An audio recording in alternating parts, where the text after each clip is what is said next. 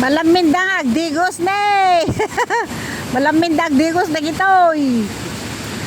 Oh, may dalang kinita. Di dapat timapog, di jay danom. Dahil tati Madungan River Falls. Madungan Dam.